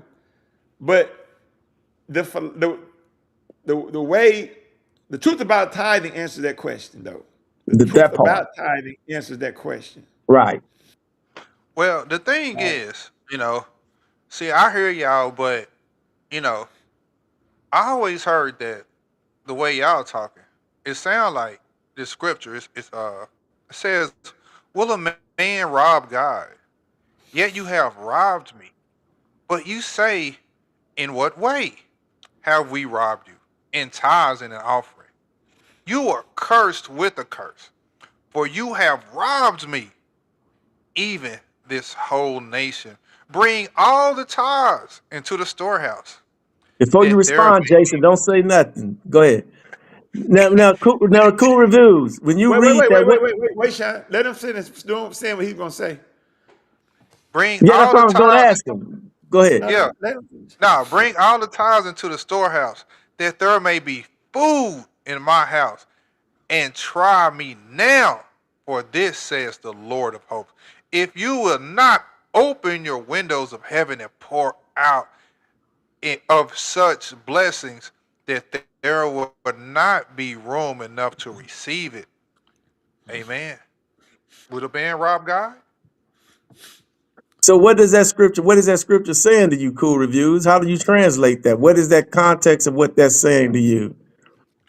Well, whether the passage requires Christians today to tithe exactly 10% is interpreted differently among Christian traditions. Many churches teach it as a enduring principle of faithful giving, while others emphasize the New Testament teaching, such as second apostle. Wait, yeah, in Corinthians 9:7, which says believers should give willingly and carefully, rather than under consolation. You see, Jason, how they mix that. Yeah. You see what they just do. See, first of all, But you know what they say? They say that second one he read, that's offerings. And the first one is tithes. you know, this is the Offerings, you get what you want. But on tithes, you got to get at 10%. right. But this is the thing. This is the thing. So we're gonna have a little Bible study here since we're here. We're here. It's Wednesday. It's Wednesday night, and you know. First of all, if you read the very first sentence in Malachi, the very first sentence in Malachi, he says, "This is for who?" He says for Jason. Children of Israel. If it's for everybody, why did he identify one group of people? If this is a blanket statement for everybody, why are we identifying only this group of people? That's number one. He didn't say nothing about the Gentiles. He didn't say nothing about nobody but this group of people. That's number one. Number two is Malachi, the book of Malachi, chapter 3, verse 8 is what you're reading. The book of Malachi is the old covenant. The tithing was part of the law. Are we still under the law? No, we are no longer under the law. We're no longer under the law. And tithing is very much so under the law. That's number two. The third thing is this. There is no biblical account nowhere in the Bible, not one place in the Bible where people tithe money. Well, Sean, they didn't have money back then. Yes, they did. I can show you where they had money in the book of Genesis, the very first book where they had money. So to tell me they didn't have money, you're wrong. So there's no biblical account nowhere, not one place in that whole Bible where it says where they ever tithe money. Matter of fact, in the book of Deuteronomy, it tells you what tithes are. It tells you exactly what tithes are. And money wasn't one of them.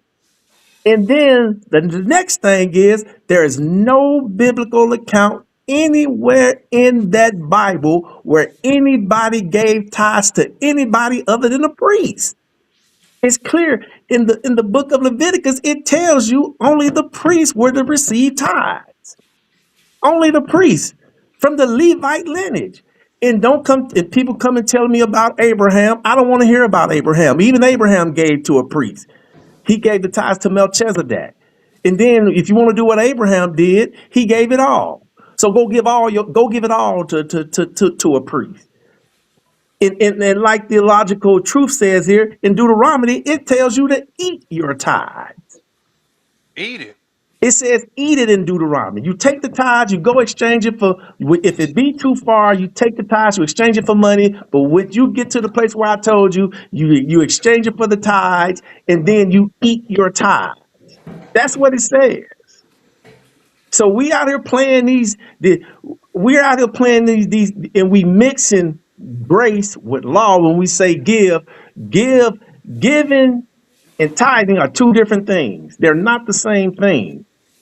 They're not the Bible, the apostles never, there's not one place in the Bible where the apostles taught tithing. They said be a cheerful giver. And being a cheerful giver and tithing are two different things. One is, well, Sean, Jesus taught tithing. Yes, he said give Caesar what Caesar do because Jesus was still under the law.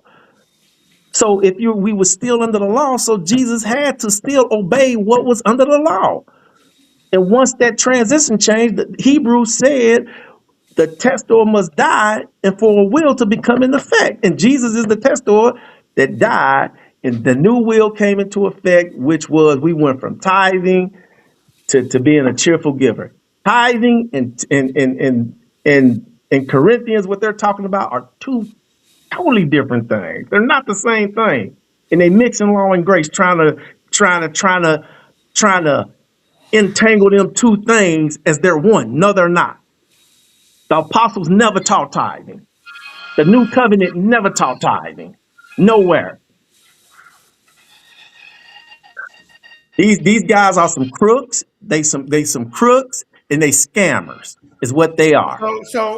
So you know, maybe they misled just like a lot of the people are misled, because before they was a preacher, they was a church member in the pews. So you think they really believe that the Bible is saying that? God said you're supposed to give 10% of your money, but Jason, they know the truth. And Jason, that's what I agree with you. Either it's one of those two things. Either you are lying to the people, or you don't understand what you're speaking. And they used Malachi 3:8 that gives it what they're what they're talking about in Malachi is when these people were giving Caesar he was saying you wouldn't give Caesar these old sick animals. Right. You wouldn't give Caesar these old contaminated bad animals. They were talking about animals. You wouldn't play with Caesar like this. You wouldn't play with Caesar like that. You give Caesar what Caesar do. You give God what God do. You wouldn't be giving Caesar these old bad animals y'all bringing down here.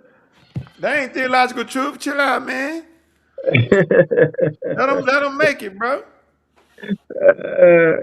And see, he said, I believe a lot of them know the truth, but they don't want to speak the truth. And then there's a lot of, I think more know it, and they corrupt. They're so greedy. They're so corrupt. I know where you're going. I know where you're going. He genuinely didn't know. He didn't know. Even Pastor Corey genuinely didn't know. Corey didn't know. Genuinely didn't know. But when you but both of them, they some of the only couple people that made it to the preacher level that was actually humbled themselves and said that, yeah, they had it wrong. But look at Creflo Dollar. It's funny but he knows now. But before then, he said, you take everything that I've preached, he said everything that I taught you on tithing, you throw it away. You get rid of it because I was wrong. Yeah, he knows now. He said I was wrong. And Jason, when we were listening to him and telling him, no, he wrong, people were telling us that that's Creflo. He can't be wrong. Yeah, we about to get whooped, kicked out of He can't be wrong. That trash he's talking, that's trash. He is wrong. And fast forward 10, 15 years later, I'm wrong, y'all. Everything I told him, everything I told him tithing. But see, they can't get it from everybody. You know what I'm saying?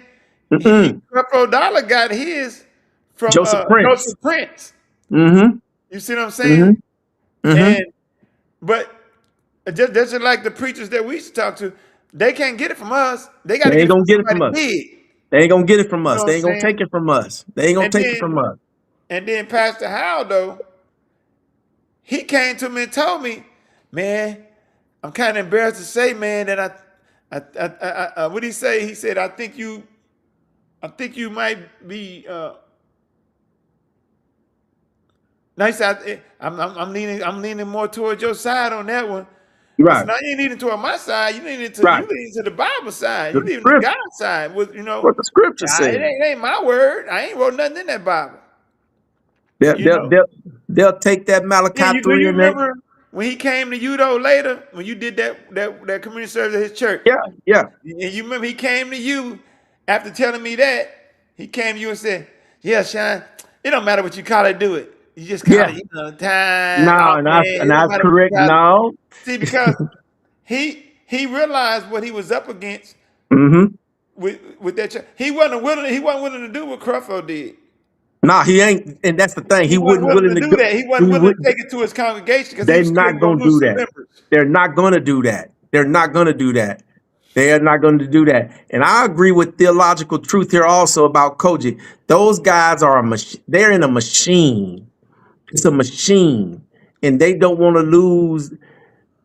They don't want to lose, and it ain't even necessarily the tithing ain't the only thing. That's one of the That's things. real talk, but that's number one though. That's Yeah, real yeah, talk right there. What the theological truth is yeah, saying. absolutely. It's real talk what he's saying right The now. Church of God in Christ. And, That's one of the and organizations. you look at the you.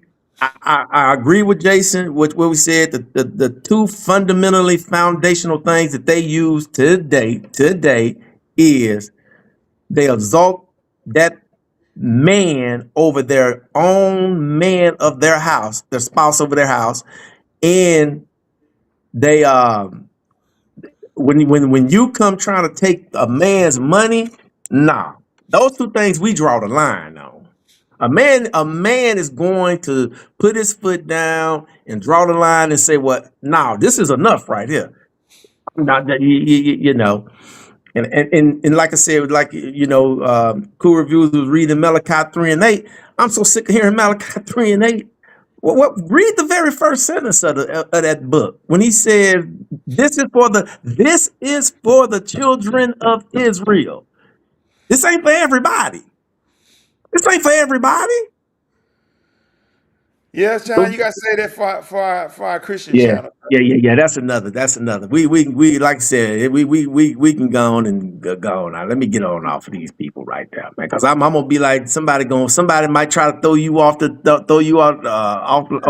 off streaming with that with You see Cool how they Reviews. came after what's his boy that did the skit? What's his name? Drewski. Drewski. Yeah, you see how they came for Drewski. They'll defend that nonsense because they want to believe and accept some. They want to people, and I tell people all the time this. If you read the Bible and look, Jesus dealt with everybody, some of the worst of the worst. But there was only one time in that Bible where he showed some emotion of anger or hostility, and it was dealing with church folk. Yeah. When he went in there throwing them tables In around. that temple and turned them tables over. They was Throwing them tables around. Because y'all out here doing y'all. This is totally against the script. What you always taught.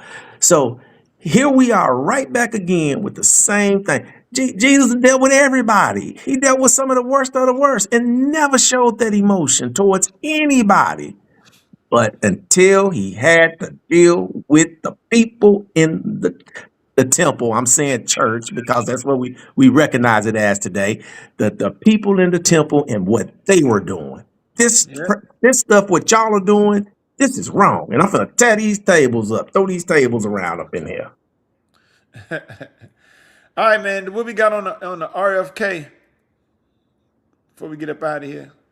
All Hey, y'all, right, hit all the right. like button, y'all, and feel free to comment. Yeah, they real active today.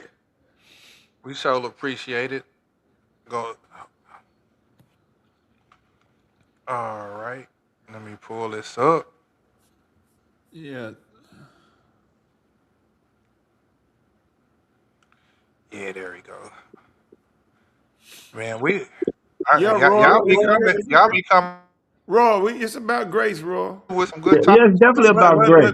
But at some point you got to call out the nonsense too. Like Jesus, like he just said, Jesus called out the nonsense. And the scripture says you test that stuff. You test it. You Nah, test man, it. the Bible ain't subjective; it's objective. No. The Bible ain't subjective. It ain't subjective. It's not. It's absolutely not subjective at all. Because if that was the case, everybody reading it would get their own understanding of it. I don't know no book that's written for everybody to read and for everybody to be subjective about what they're reading. That's Everybody no has to book. get a different understanding. That ain't no book written for everybody to get a different understanding. No book. It's like an author. When an author write a book, they already got a view in mind. That They got a view of what it is. They got in mind what they want the readers to draw from that book. Right. So the Bible is no way subjective at all. No book is written to be subjective. All right. Let's go to this last. Oh wait, where are they taking me now? Okay. It's Yeah, taking me I over thought here. this was interesting right here. the concept. How I wonder how Kennedy came up with this concept. Can get reparented on a wellness farm. You gotta Can you rewind admit it. that you said that? All right, hold on. Can get reparented today that you said every black kid can get reparented on a wellness farm. Can you admit that you said that? Can get reparented on a wellness. Well, let me read exactly what you said. You said every black kid is now just standard, put on Adderall, on SSRIs, benzos, which are known to induce violence, and those kids are going to have a chance to go somewhere and get reparented, to live in a community where there'll be no cell phones, no screens. You know, you claimed, in fact, you went on to say, actually the whole transcript was even worse. You said that if you could, you would send, quote, every black kid, again, your words, not mine, to go live on farms and work. Is that your? I would have to hear that recording because Well, I have the recording. I have no memory of saying anything like that. Yeah, well, I actually have the recording that I can give to you, but it is absolutely what you said.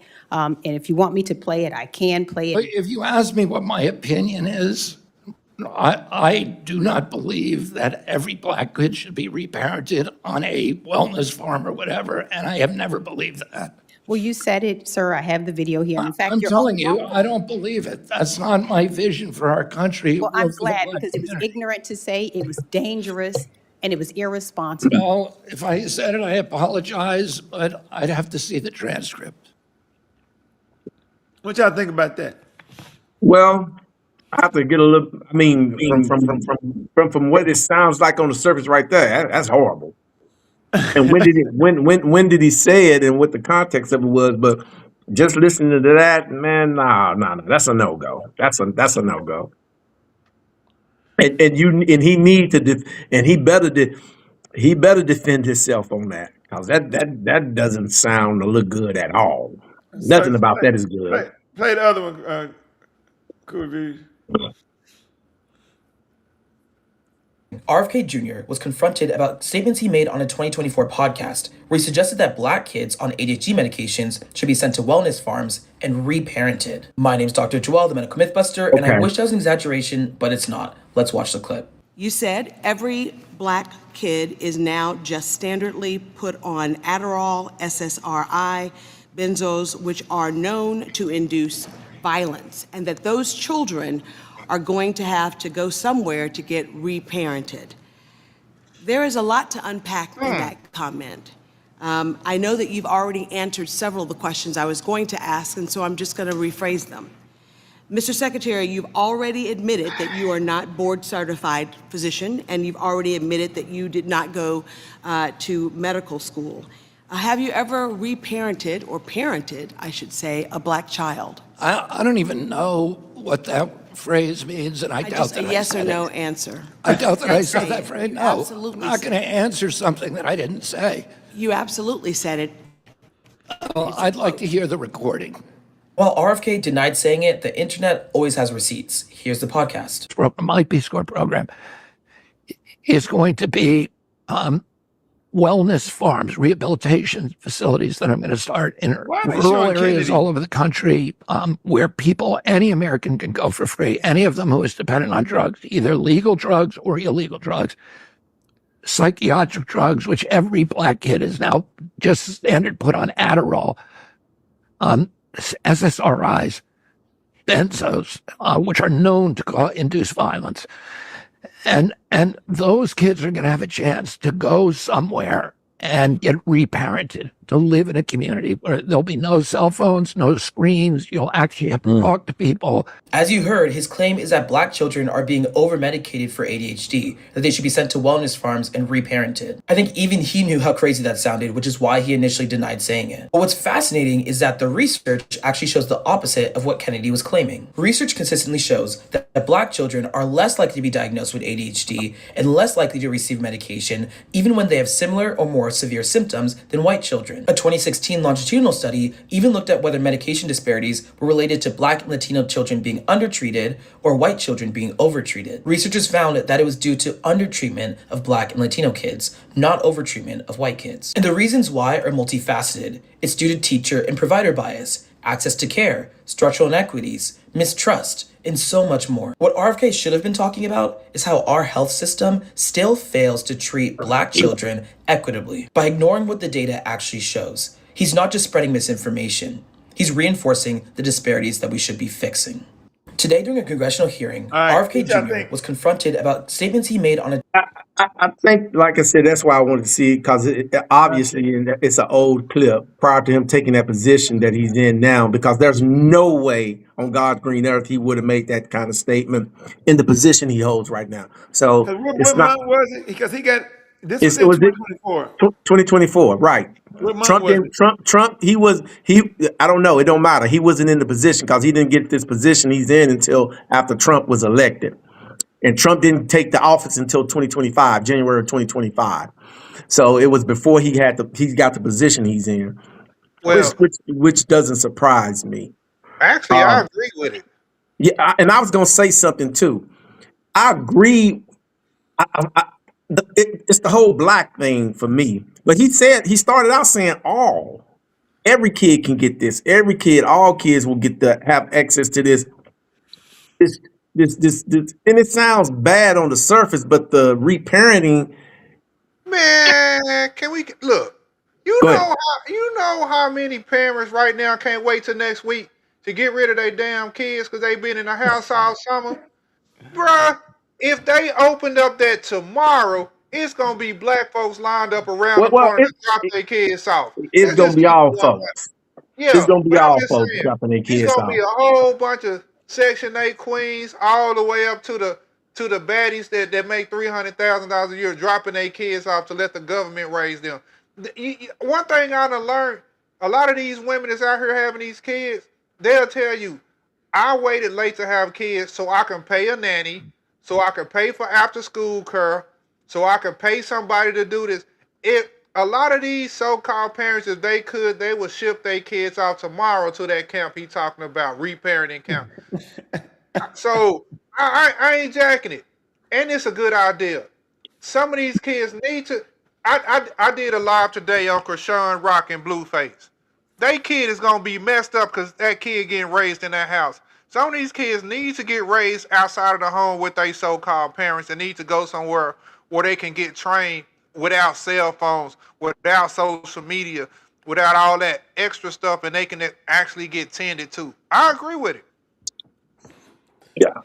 Yeah, see, I agree with it. I wanted y'all to see how they change the words on people, what the people say, and without Yeah, no context. See how yeah, see how bad they made it look in the first birthday in yeah. the The first first, video. the first thing looked very egregious, very bad. But once the other guy, you give you more context, Yeah, we starting to see where he was going with it. right. Because he did use all. He did say it. He also Was he also said they will have a chance to right, go to these farms. He didn't right. say we need to put all of them on the farm or they all of them should go to the farms. He said they will have a chance to go to these farms. In other words, he was trying to offer a solution Solution. and an option, a resource. Yeah. So you almost can't say nothing about black people. Cause they gonna automatically the race grifters, and even if I didn't agree with him, you know, once you get the context, you can actually kind of see that it was solution-based idea. Right, and that's why I said I You need know, to hear more substance, more. it was an objective, driven idea. It was a result-driven idea, even if you don't agree with it. You see what I'm saying? Read that statement by Royalty. It says making a statement is so different than making a decision. When I worked in corporate, employees always complained about decisions until they have to make. That's so true too. Right. That is so true. Right. It's easy to sit back and criticize and critique a decision until you're the one who has to make those decisions. Right. It's easy to criticize when you're not in the position of leadership. It's easy to criticize the leadership. You know, Absolutely. yeah, because you're not the one that have to make that decision. You're not the one that Right. have to weigh all these things out. Right. It's just Man, like when we watch football, right? When we watch football, and we be talking about, man, why, you know, why the coach did ran that play and da da da da da. But we can tell everything they did wrong when we on the sideline watching the game. Yep. But it ain't till you in bro, that position where you running that team and you got to make those calls, you get a chance to see. I bet you if they really started this farm, school, whatever, and you took this through the hood, any hood in Black America, 8 out of 10 households will sign their kids up. But you know what, Cool Reviews, and you're probably right. I'm not gonna, but Free food. The parents ain't got to be at home to raise their kids. They can go on vacation all the now, but time. They can party. it's gonna be a lot of white people too, because I'm gonna tell you why. Jason, you remember when people was driving from Texas to go drop their kids off in Oklahoma at the when if you remember when I was living in Dallas and we saw the thing where people were driving, it was Oklahoma where you could drop your kid off to a safe place, no questions asked, nothing, I don't want this child no more. I'm just dropping them off. Yeah. It was a certain age. I think it was like 7, 15, 16, before they turned that age or something like that. You can drop them off, no questions asked. And a lot of those people that was doing that was white.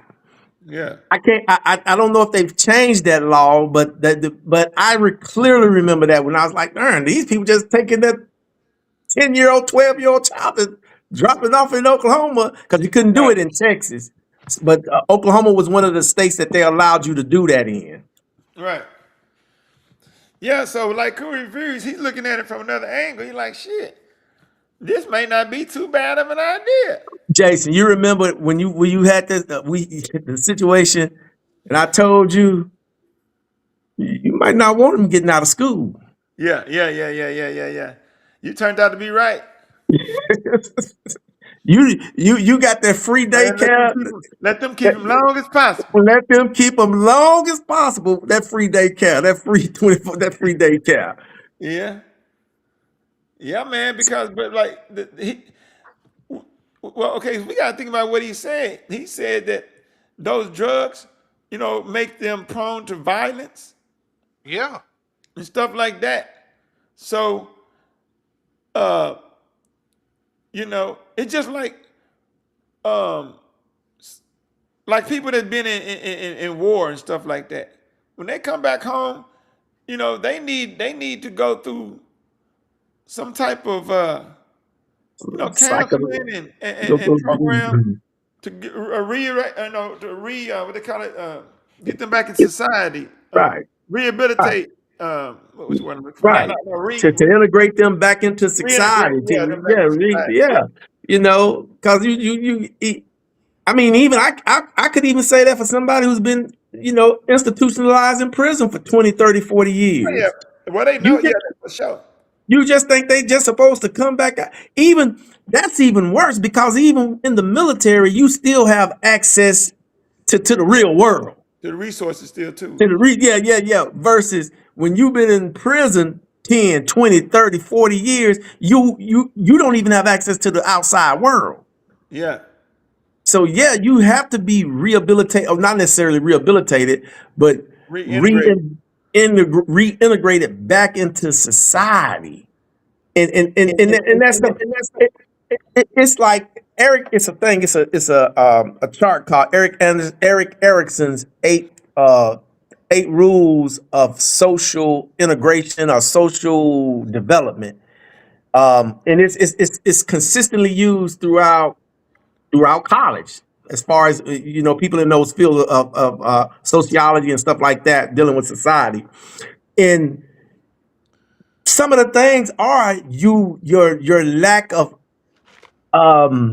steps, being where you lack social steps because you may have a absentee father or an abusive mother, abusive father, daddy, whatever the case may be. And if you miss a step, it could shortstop your development into society. And what he's saying the whole reparenting thing or the whole introduction to a whole I think a situation I could think the problem. change. I think the problem was his choice of words. Absolutely. Like Royal just said that word farm means prisons in people's mind. That part. That's yep. At the prison systems here in Texas, we call them farms. Right. Because all of them, or most of them are actually farms. It, you know, and so the other language he used, you just said, what was it? Parenting, reparenting. Right, reparenting. That's an offensive term. You know, like yep. You know, it's like taking them from their parents. See what I'm saying? That's how that's how that could be taken in the minds of especially black people. Black people are sensitive. We've already standoffish when it comes to white people talking about or criticizing anything about it, because we go into that victim coma. You know what I'm saying? Even with him using the word black. That's already a trigger. Right. That's another one. Yeah. Because he started out with because he started out with all kids will have access. Yeah. You know, if he would have just said, like you said, a solution of training or schooling, replace the word farm with schooling. He got to use words like inner city children or troubled children. I wouldn't even use inner city because inner city because they see that in black. You can't say inner city. No, yeah, because that's too.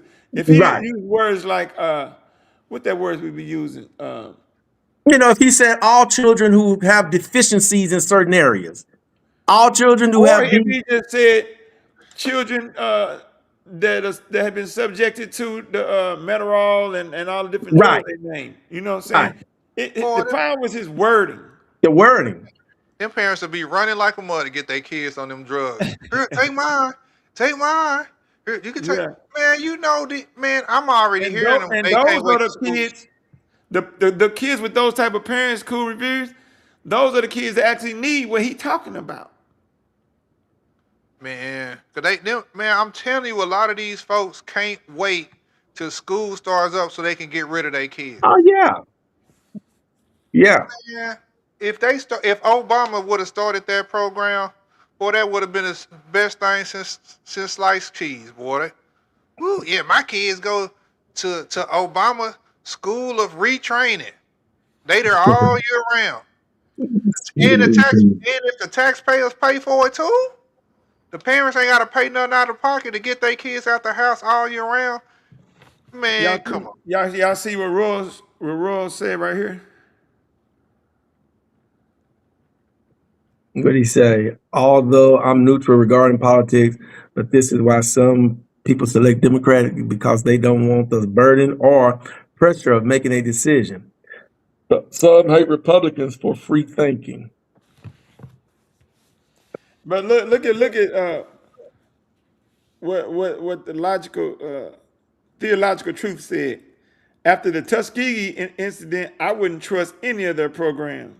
Well, hell, we already seen we seeing what's going on with Dr. Fauci right now. Hey, just don't let them stick nothing in your arms. Don't let So we ain't even got to go back to the Tuskegee. We can look at what's going on right now today as we speak with Dr. Fauci and the COVID thing. And I didn't take the jab. None of it. Man, let me tell you something. I listened to that thing, man, and I'm gonna listen to the other part. I listened to his whole thing, which he didn't say nothing, but they had interviews with other sitting here committing with other people. That man. Yeah, we were guinea pigs. Yeah, but we knew it when we were taking the shot. We knew it. We knew it when we were taking the shots though. But they put that pressure on us, and you know, and they misled us. And now they just flat out lied. And like you said, I don't know. Everybody I know personally, they felt what they call it, skeptical about that shot. A lot of people felt skeptical, a whole lot. So we really knew, you know, but it's like, what do we do? But like you say though, Jason, when you're pressured well, you're gonna lose your job, or you're gonna lose this, or you ain't gonna get that. You know, when we start ostracizing you from our programs, hell, it ain't even our programs. We're making it hard for you to be in society and be productive even during this time. You can't get nothing unless you got this shot right here. It's like you said, that pressure. Some people You know, lost their jobs. people behind losing their that. jobs. Yep, their livelihood. Livelihood, jobs, and all of that stuff. But I will say this though, before we get off here, with the who was that said that? The theological truth. We can say what we want to say about, you know, getting on any of their programs, but ain't nobody else offering no solutions. You see what I'm saying? At least they were trying to offer a solution. You know, who's going to offer solutions? Because we're black, and what we do in the black community, we spend most of our time blaming the white man, as opposed to using that energy and using our heads to structure, to come up with our own programs. You know, there's no Democratic taking part in this situation with Dr. Fauci right now. That's sad. They all kind of silently standing behind his influence of that epidemic, and COVID was a man-made virus that got that, and he said something back in. They said in 2021, 2020 that Dr. Fauci, and don't quote me exactly on what he said, I'm paraphrasing it. He's pretty much said when it comes to this type of stuff, the risk of gaining knowledge is worth the loss of life. He didn't say exactly that. Say that again. The risk of gaining knowledge of a virus is greater than than the risk of for the loss of life. He didn't say exactly that, but I'm kind of paraphrasing. That's the way it could be construed. Like, hey, I mean, I'm willing to. They thought that for a long time. You know, because that's how they learn from, you know. So in the future, you know, that's how they learn. All right, man. So that was a good show. What y'all think, man? Y'all want to shut it down? Hey, y'all, we appreciate y'all. Appreciate y'all. And Theological Truth, and everybody else that tuned in. We appreciate y'all. We normally come in on around 8:30, 9 o'clock on Wednesday night. Appreciate y'all for coming through.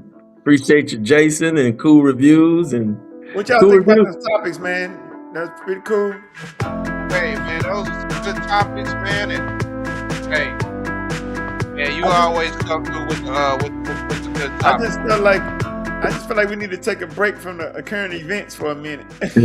Look, Cool Reviews. You need to try to. Cool Reviews. You need to try to merge a Monday night and a Wednesday night. Bring the two nights on one night together. Yeah, we tried it Monday. Hey, I hit Jason and Zero and see if they want to do it on the Wednesday. We get some hot topics and let's it ain't gotta be a every Wednesday or every Monday thing. It can just be all right, y'all. We're gonna do this something different. Give the people something different. Just one time. Just like one good time. Yeah, one good time every now and then. Y'all gotta show up for the show though, bro. No, I show up when I can. You know, I was out of town. You show up more than the rest of them. I was out of town last week. I was in Chicago last week. Now if I'm not doing nothing, if I'm out of town, I'll tune in and try to participate. Yeah. But if I'm here, if I'm available, I'm ready to rock and roll. What happened to Wright? I don't know. Right. And Tim, I think I'm gonna have to. Tim seemed like he comes on, Phone, bro. but his phone goes on and I don't off. know if it's his phone or his app or what. What's wrong with him? But I got a few other people in mind that said they interested in joining. But hey, till next time, that's just something to consider with Cool Reviews. Until next time, another win. Appreciate y'all. And we out. Out.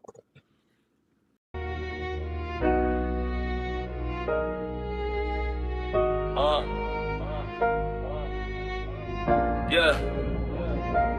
Welcome to the Cool Reviews. Step into the scene where the voices stay loud and the vibes stay clean. Talking sports, love, life, what's making the news. If it's happening right now, it's on the Cool Reviews. Welcome to the Cool Reviews. Yeah, we bringing the truth from the streets to the screen. Give